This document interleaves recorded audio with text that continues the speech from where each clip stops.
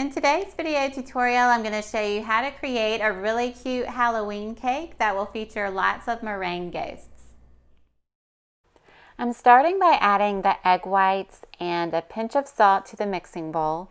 You want to make sure that your mixing bowl and whisk attachment are completely clean and free of grease so that the egg whites will whip up properly. And we're just going to mix them at medium-high speed until they're nice and foamy and reach the soft peak stage. Okay, so this is what the soft peak looks like. And now we're mixing again. You're going to gradually add your superfine sugar.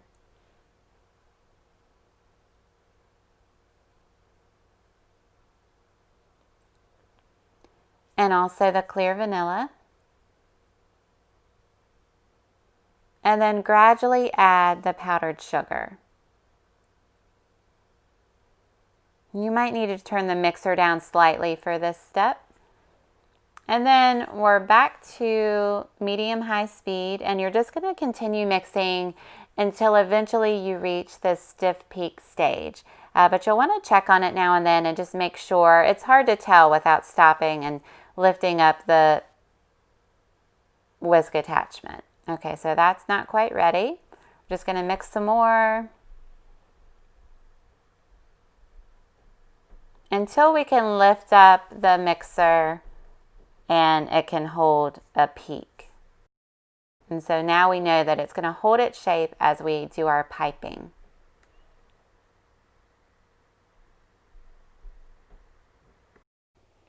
Okay, now it's time for the fun part, which is piping our meringue ghost. You can see I have my disposable piping bag with a large round piping tip, and I'm just going straight down with my piping. Start off with a ball of meringue and then just pull the piping down so that you can create that teardrop shape. You can pull the tails down or slightly to the side, and the distance that you hold your piping bag away from the parchment will have an effect on how fat your ghosts are. Okay, and now it's time to bake.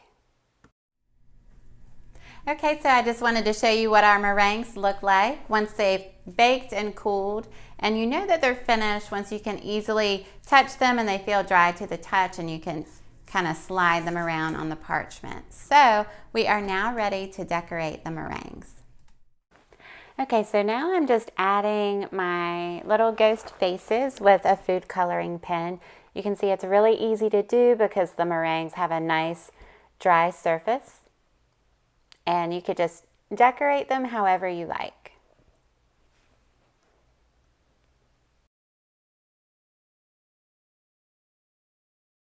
Okay, so now I'm in the process of frosting my 8-inch tier, and I'm using a chocolate buttercream recipe. And what I like to do is just crumb coat it first and then go back in with the final coat of frosting. And I just go ahead and let the frosting build up past the top edge of the cake. To me, it makes it easier to clean things up with a nice finish. So I'm just going to go around with my offset spatula and drag the excess frosting towards the middle.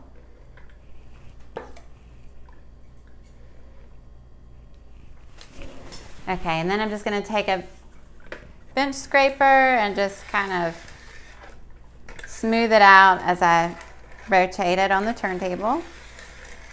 Go ahead and get it as smooth as you can. You might be happy with how it looks after you go around it with the bench scraper, but if not, you can put it in the freezer for about 15 or 20 minutes just to firm up the buttercream a little bit, then go back over it one more time with a heated bench scraper. So I'm going to put this in the freezer for just a little bit because I want a smoother effect, and then we'll meet back and I'll just do the final touches. Okay, so I'm just now in the process of fine-tuning our buttercream to make it nice and smooth. I've done that with my heated bench scraper. I just ran it under very, very hot water, and I also have some very hot water with my offset spatula.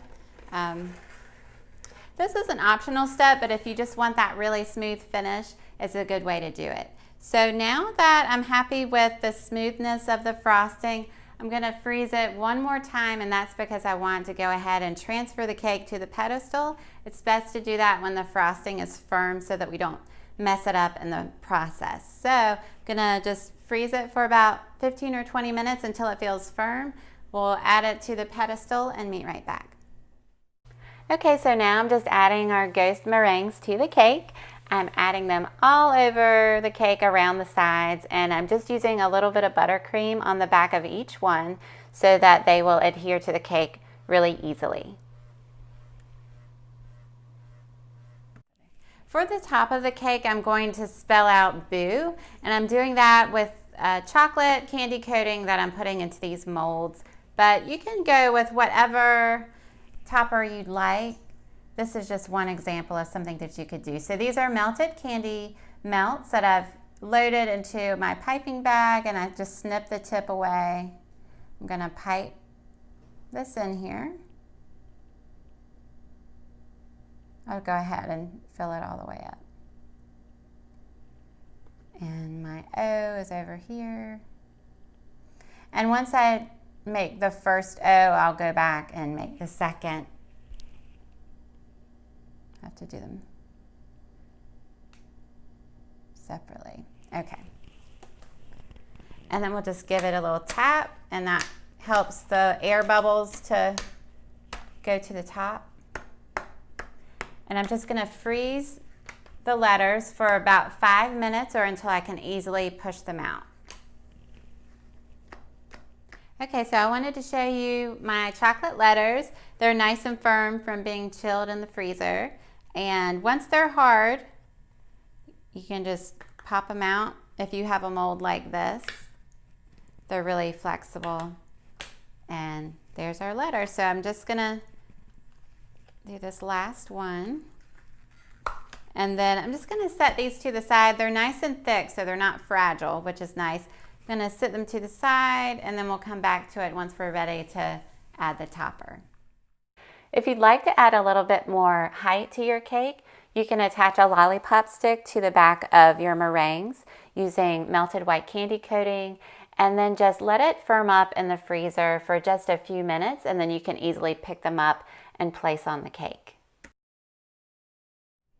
Okay, so our cake is finished. I think it turned out really sweet. I love all of the meringue ghosts. And as you can see, I went ahead and added our little boo cake topper, as well as just one of our little ghosts that we made with the lollipop stick attached. So hope you enjoyed it. Thanks for watching. We'll see you next time.